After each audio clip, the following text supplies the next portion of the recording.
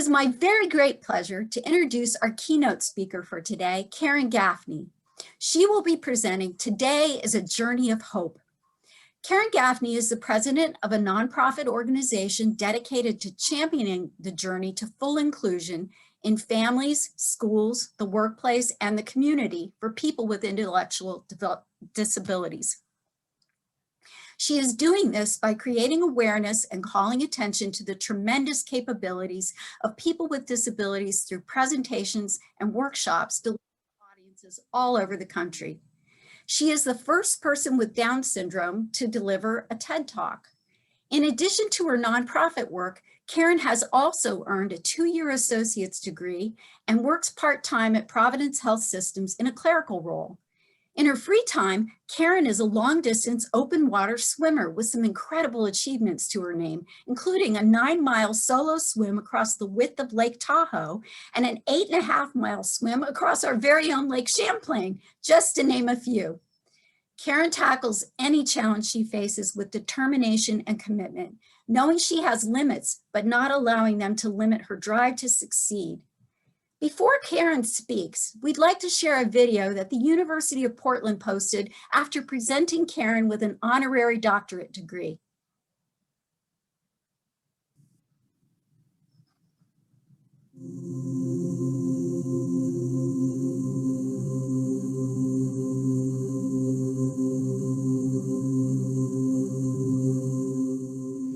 On Karen Gaffney of Portland, Oregon.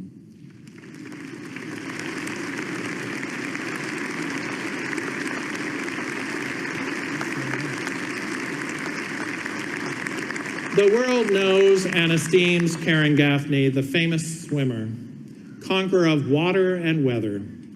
Along with the people around the world, we salute the courage and willpower of a young woman who refused to be told what she could not do in every arena, from the classroom to the English Channel. But today, we celebrate and sing Karen Gaffney's even greater accomplishment.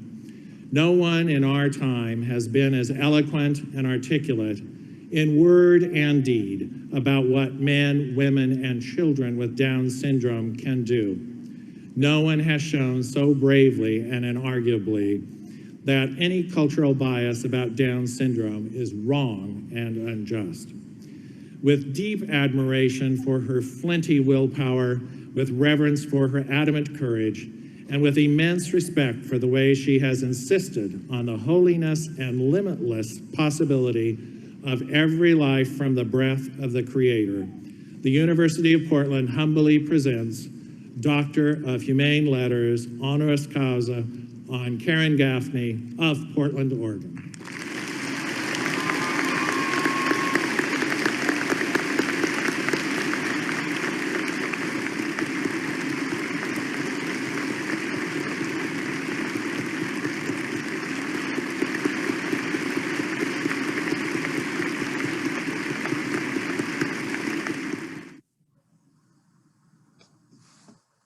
Oh, Karen, that was amazing. We are so excited to introduce you to here with our Vermont audience and people beyond.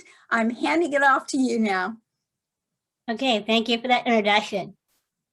Hello, everyone. I am Karen Gaffney, and I'm honored to be here today.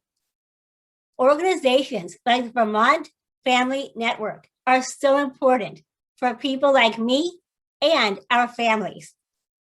Just having other families to talk to and share with can make all the difference as we travel this journey of hope together. You have had some phenomenal speakers and presentations, and I am sure that you have learned a great deal from them and from each other. I would like to start my presentation this morning by telling you a story. A few years back, I was at a buddy walk in Portland, Oregon. A family approached me. They are anxious to tell me how they learned about Down syndrome the day their baby was born. Their doctor came into the room shortly after the birth of their new baby girl, with the morning newspaper tucked under his arm. He picked up their baby and held her close as he explained gently, that the new baby girl had Down syndrome. The new mom and dad told him that they knew very little about Down syndrome. He said, well, that's okay. Here is where I would like you to start. The mom and dad told me that he handed them the newspaper with the headlines, English Channel vanquished. It carried the story of the first person with Down syndrome to swim a relay across the English Channel. Me. Now that's the kind of doctor we want, talking with new and expecting families and other disabilities, don't you think? That doctor gets it. He knows what I hope all of you know. Down syndrome is a journey of hope. And he started that family out on their own journey of hope. Many people in the Down syndrome community know me because of my accomplishments in open water swimming. I've had a few of those. My English Channel relay swim was the coldest open water swim I have done. Oh, and no wetsuits are allowed for a channel swim. Only regular swimsuits were allowed. It seems that the first person to swim the channel did it that way, and he got to make all the rules for the rest of us. Our relay team trained for a whole year to get ready for the English Channel. So we had to make sure that we were acclimated to the cold water. After that relay swim, my open water swims have all been solo swims, including a 9-mile nonstop solo swim from Nevada to California, straight across the width of Lake Tahoe. Yes, 9 miles. I started at Dead Man Point on the Nevada side. I know, right? What a name. And I swam to Sugar Pine Point on the California side. That's a much better name. That swim took me 6 hours to complete. The water was just as cold as the English Channel, but I had to wear a wetsuit for that swim. I just had cold hands, cold feet, and a cold face all the way across the lake. Oh, I also like to tell people that I am the first person with Down syndrome to escape from Alcatraz. Yes, that's right. I did say Alcatraz. I have done that swim from Alcatraz Island, where the prison used to be, all the way across the San Francisco Bay, 16 times now. And unlike some famous prisoners who have attempted that swim, I have lived to tell about it. Now, usually when I do this with a live audience, everybody laughs when I say this. Now, I know you're all on mute, so I'll just pretend that I hear you laughing. Now that you have finished laughing, I'll go on. I have done many other open water swims in Donner Lake, the Boston Harbor, Dunleary Harbor in Dublin, Ireland, a 5-mile swim from Molokini to Wailea Beach in Maui, and an 8.5-mile swim from Vermont to New York, straight across your Lake Champlain. Yes, that's right, Lake Champlain. I started in the bay near South Hilo Beach, and I swam all the way across the lake to the Plattsburgh City Beach. This was a fundraiser for the North County Down Syndrome Association in Plattsburgh. It was a cold and windy swim, but I made it. One of my pacers made it all the way too. He hadn't planned on swimming the whole way, but he decided that he would stay in the water as long as I did. He came to the buddy walk the next day, and he was having a hard time getting around. We had so much fun that we tried it again the next year. But this time, the wind and the rain got the best of us. I think we got about 5 miles in before we had to pull out. When our guide, the sea-going kayak, capsized, we came to our senses and joined the party on the beach. So I have had one win and one loss on your Lake Champlain. That just means I will have to come back again sometime and do it again. Now, most of my open water swims are fundraising swims and swims to help raise awareness about what people with Down syndrome can do. But most importantly, I try to erase all that old data that is out there about what we with Down syndrome cannot do. Swimming 9 miles nonstop in 60-degree water is pretty hard for anyone to do, with or without Down syndrome. Dodging jellyfish in the English Channel is pretty tough too. And swimming through those washing machine waves on a windy Lake Champlain can take anyone down. All of these swims take a lot of training and hard work. And when it comes to swim day, anything can happen to throw me off course. And oftentimes it does. I just have to work harder and get back on track. However, working to stay included in a regular classroom setting, getting my high school degree and a 2-year college degree was a lot harder than any of the long distance swims I have tackled. And then finding a job, a good paying regular job, now that's a challenge. It took a lot of effort removing barriers and obstacles that were a lot tougher than the jellyfish in the English Channel and those capsizing kayaks on Lake Champlain. But I made it. I made it because I had a whole lot of support from a community of people, just like many of you here on this call. People who are willing to imagine new possibilities for people like me. I was able to go all through school in a regular classroom setting.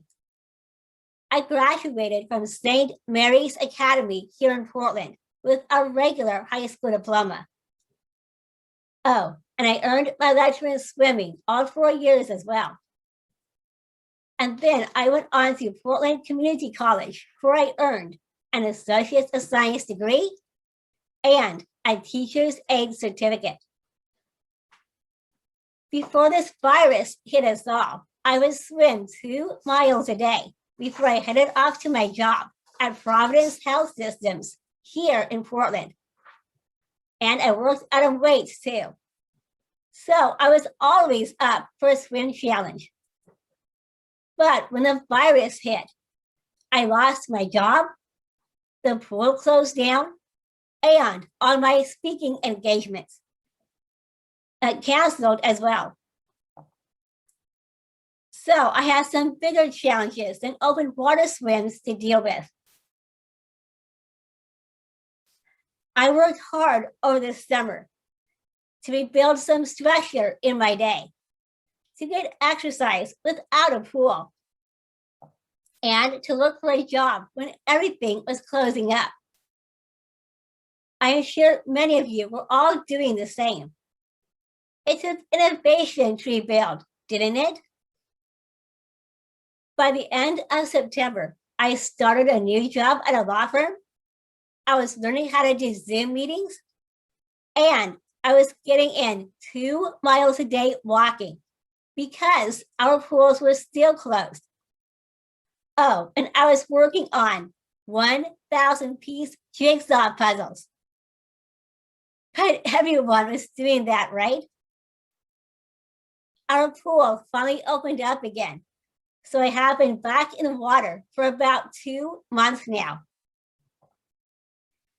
Now, I want to make sure you know that I am not the exception of people living with Down syndrome.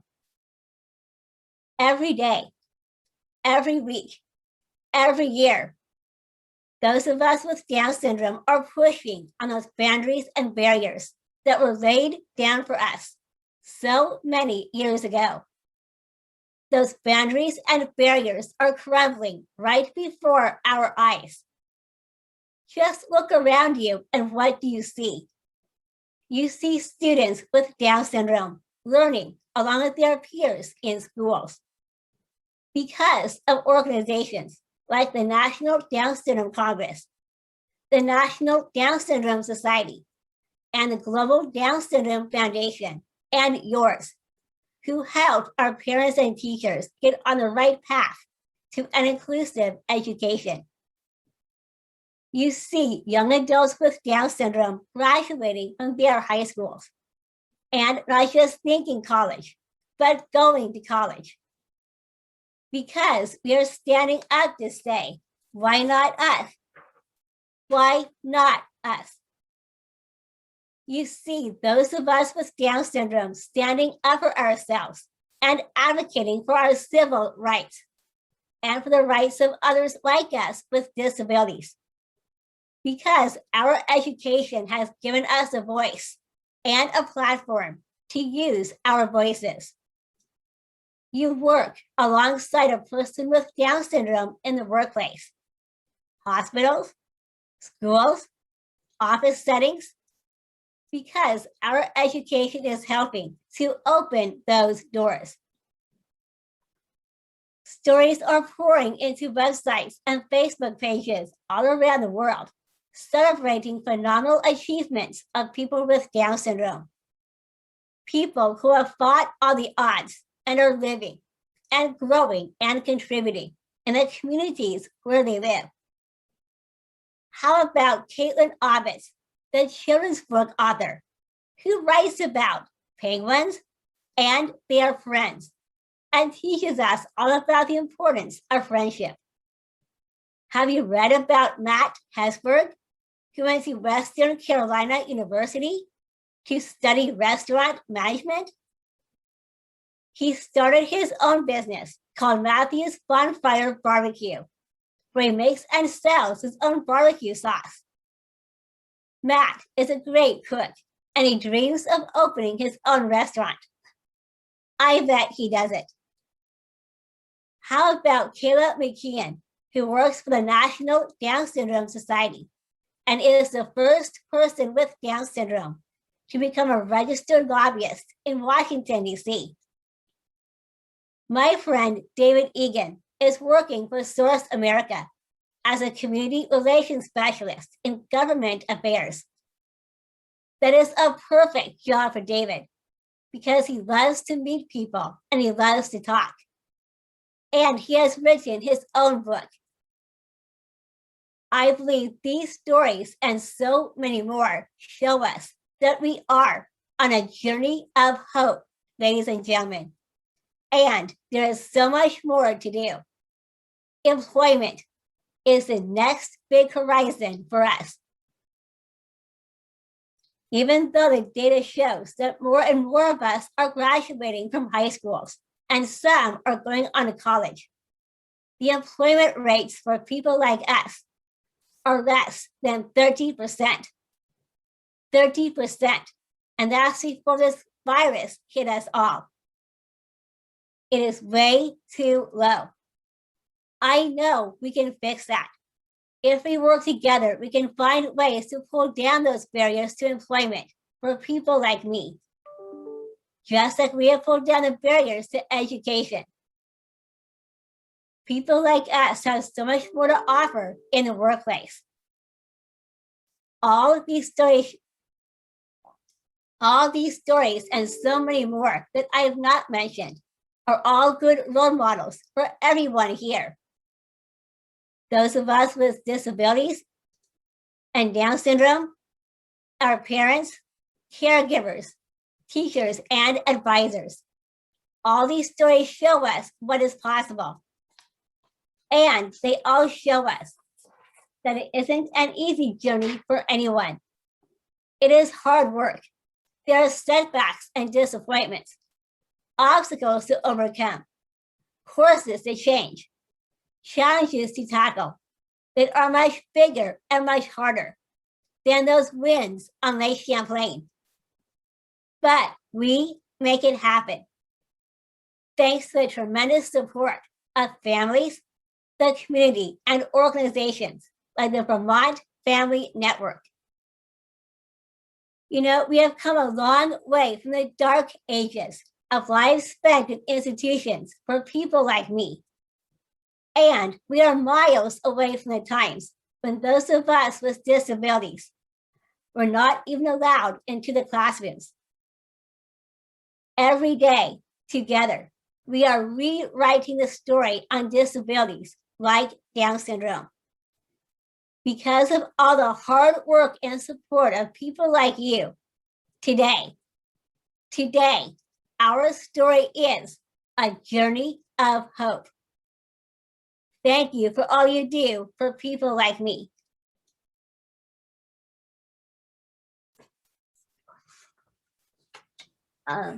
Thank you, Karen. Karen, we have quite a few questions, if you don't mind answering a few.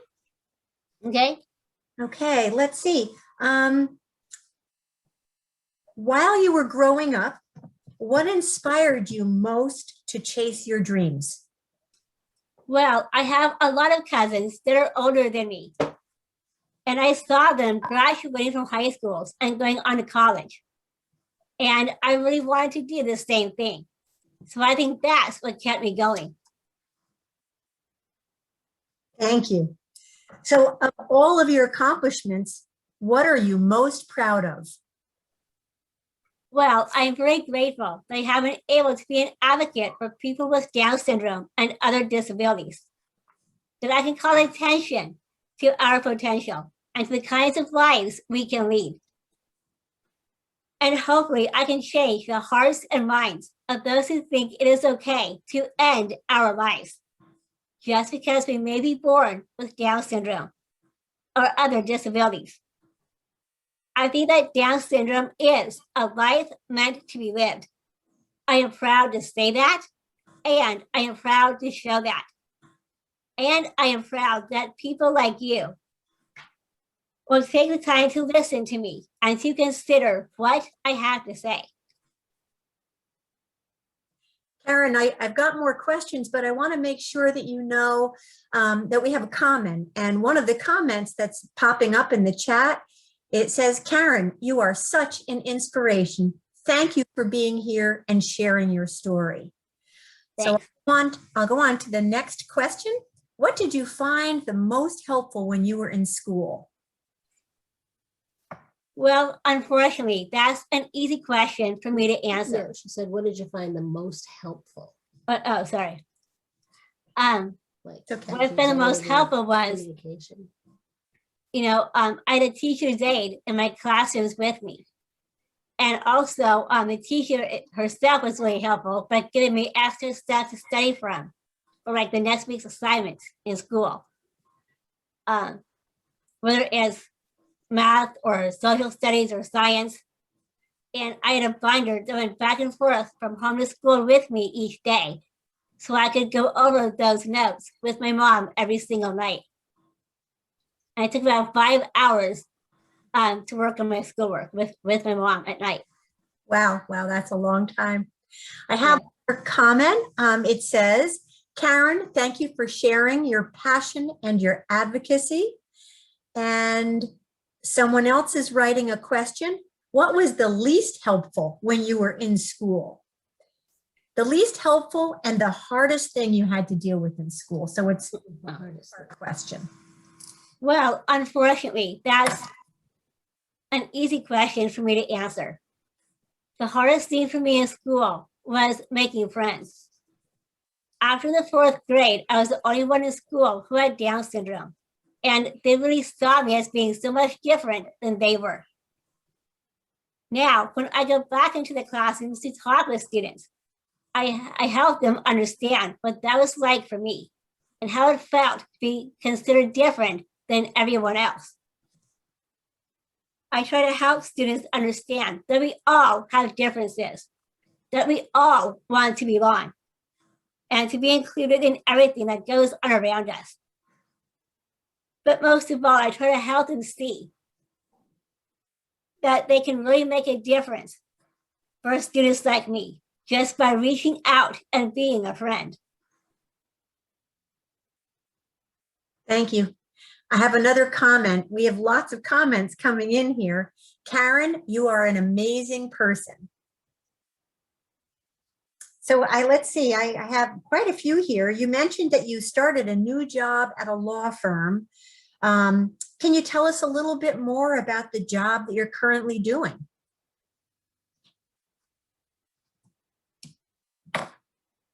I just lost your voice. Hold on one moment. It looks like, There. try again. I'm sorry, you were muted for a second. Go ahead. Want me to repeat the question? You mentioned that you started a new job at a law firm. Can you tell us a little bit more about the job that you're doing now? Well, I work about 25 hours a week from 10 to 5, Monday through Thursdays.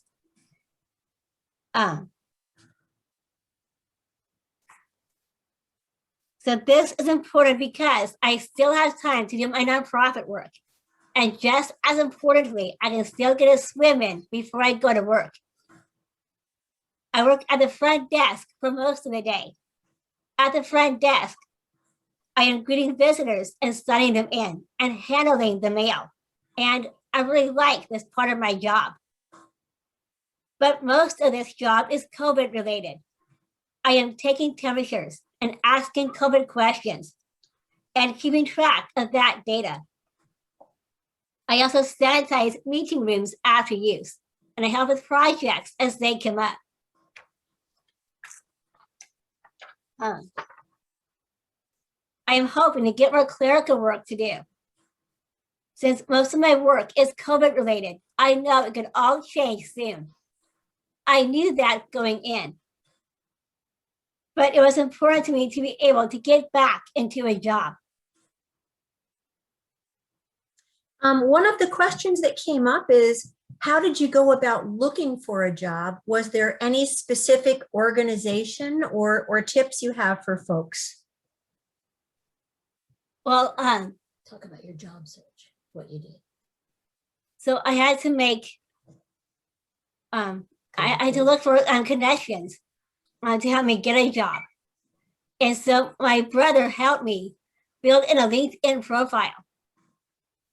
And so I could call out to those connections to help me look for possible job leads from them. So, trying to think. That's what you So did. LinkedIn was helpful. Yes, it was. Okay, Okay, very good. Let's see, we've got more questions coming in. It's hard to keep up with all of them.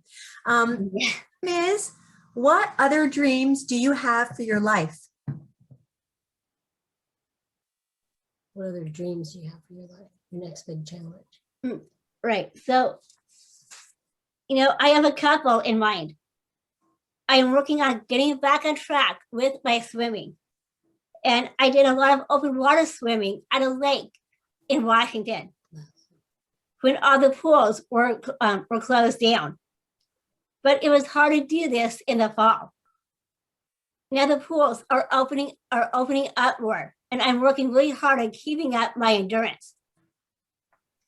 I'm also working on getting more speaking engagements lined up for 2020. Before this virus hit, I had about 12 speaking engagements lined up for 2020. Those all canceled. So I'm hoping to get some more of those back for this year. As I mentioned earlier, I lost my job at Providence Health Systems. So now I have a new job at a law firm, doing mostly COVID-related tasks, like taking temperatures, asking COVID questions when visitors come in. I am sanitizing conference rooms after meetings, things like that. I want to learn more jobs because when this virus thing ends, I am concerned that my job will end soon. So I am working on that. Great. There is another comment, and I'm going to apologize to folks in the chat. I'm trying really hard to keep up with them. There's a lot coming through. So one of the comments again is, Karen, you are an amazing person. And then after that comment, we have a question. It's a little long, so I'm going to, if you want me to repeat it after, let me know. In terms of the very low employment rate, which is even lower than 30% for individuals with autism, I'm wondering if there's one thing that families can do to help advocate for employment opportunities for their other abled family members who have dreams they want to fulfill. What would it be? So if I look at this question again, what's the one thing families can do to advocate for employment opportunities? I heard LinkedIn and your brother. Is there anything else you can add to that?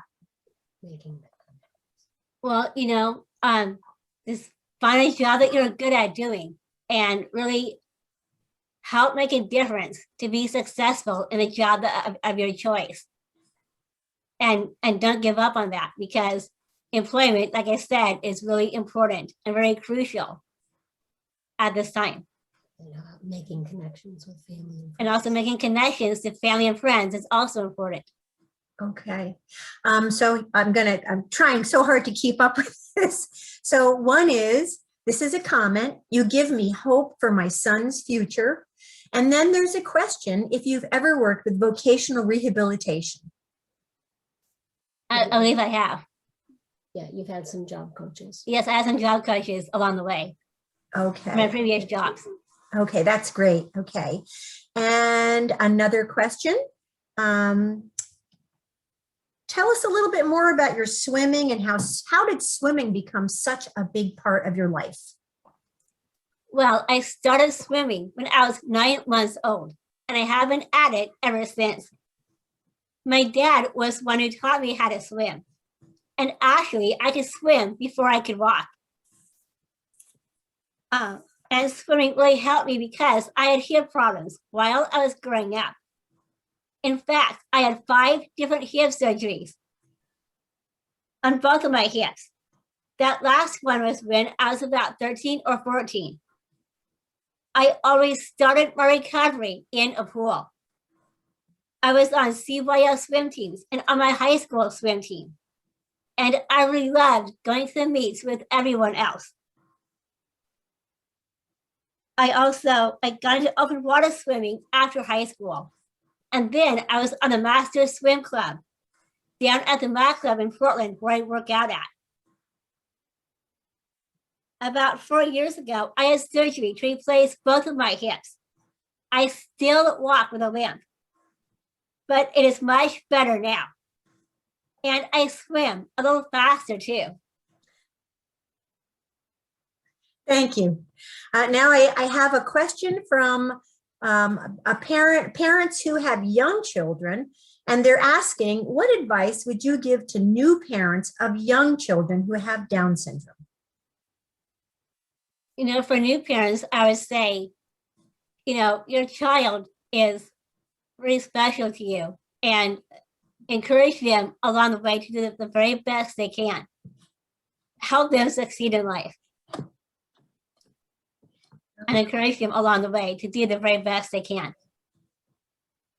Thank you. Another one, did you have a transition program after you graduated from high school? Yes, I did. You did? I did. I worked with Dr. Jean Edwards, a professor at Portland State University here in Portland, Oregon. And she helped me get into the transition program there. My transition program was going to Portland Community College. So some of the instructors in the program helped me pick the right classes and talked with the instructors before I showed up in class, which was a big help. Thank you. Boy, these questions keep coming. What advice do you have for young adults who are just worried about their future, learning about what job to have and being successful? So any advice for those young adults who are worried about their future? for young adults, I would say, for a job standpoint, pick a job that you're good at. Know what your strengths are and show that with your work, with your coworkers. Just try to do the very best you can and really show what you're good at. And you will make a difference by whatever job you choose. Great, thank you. Here comes some more. Once you were out of high school, what was your social life like? And how did you make friends and know what social events were even out there? Well, a couple of organizations that I belong to, one was Fame Academy. And, they offer classes like art, choir, dance, improv. And I was a part of that by helping them be their line coach for Broadway shows that they did. As you can tell, I'm a Broadway fanatic. And so I love Broadway shows all over. And so Fame really picked up on that. And also Voices Unlimited is another organization that has young adults with Down syndrome and other disabilities. And they really focus on like dance, choreography, and shows as well too. And they've done quite a few Broadway shows too. So it sounds like you followed your passions and that's where you found your connections. Mm-hmm. Great idea, great idea. And I also love going to plays as well. So I used to have friends with Down syndrome I like to ask to go to the shows with me. Oh, very nice, very nice. Mm-hmm. Here comes another one. How do you keep a balance in your life between exercise? I think we all ask this one. How do you keep a balance in your life between exercise, work, family, and friends? Well, I always swim 2 miles every day, like I mentioned earlier. And I also work out on weights too. As far as a diet standpoint, I'm on a really strict diet. So I do like bananas, yogurts, protein, like turkey and ham, fish for dinner at night, or chicken, sometimes steak. Just anything that keeps me on a strict diet. That sounds great. Sounds like a good athletic diet too. Thanks. I try to get walking in every day too. Here comes another comment. Well, and this is probably a comment that many people would like to know. What helped you feel motivated to stay on a strict diet? I just had this drive to stay on a strict diet. Because of your hip surgeries. Right, because, like I mentioned, I had hip surgeries growing up. And so I try to maintain my weight by eating the right stuff and choosing the right decisions to make. Sounds pretty disciplined. Yeah. Hard for some of us. So do you have a new swim challenge coming?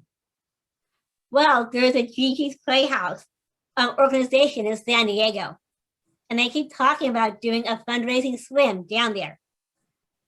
But things are going to put on hold because of COVID. And I hope something comes up with that pretty soon.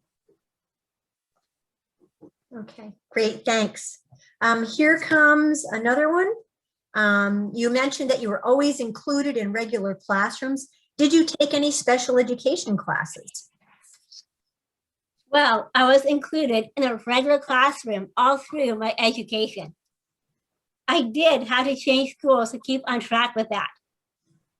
I did the same work and I took the same tests that everyone else did. Sometimes, especially in high school, I was able to have someone read the test along with me. I wasn't the only one. Sometimes 2 or 3 of us would take the test that way. The teacher would read the question along with us to make sure we understood the question. And that was a big help to me. Thank you, thank you. So I have 2 more questions. They just keep rolling in. So here's one. My daughter has talked about being a motivational speaker for autism. She has given one public presentation for a fundraiser. She was awesome. How can she be helped to continue that goal if she wants to continue? I would say, way to go. Good, good job. And hopefully she can choose something that she'd like to talk about sometime about, autism. And I think that she can really make a huge difference by doing that. Great, great. Let's see. Here's a comment. Thank you for your great sense of humor. Did you find humor helped you when you were growing up? They have what? I'm sorry. Thank you for your great sense of humor too. Did you find humor help you as you were growing up? Did humor help you? Yeah, especially when I'm speaking, humor does help me when I try to practice a talk or any presentation. Get connected with audience. Great, great. Another comment coming in. Wonderful. Comments coming in from people are super. Another question. What are friendships? And we have probably 10 minutes left just to let you know. What are friendships or relationships like as an adult? Like I mentioned earlier, in high school was a lot harder making friends. I did have some friends in my homeroom in high school, but not a whole lot. When I went to Portland Community College, I found that they were really helpful to me. They would take notes on what we were talking about in class, and I could use those notes to study from at night. And I felt that I could really get along with the students at Portland Community College, especially my teachers as well. Sounds like it was a great experience for you. Another question there at Portland Community College. Which one was your favorite class?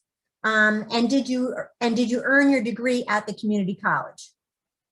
Well, I had to take a year of foreign language. So I took American Sign Language. I really enjoyed this class. It was once a week on Saturdays. And we formed a great study group. Most of us stayed together all 3 quarters. And we all helped each other make it through.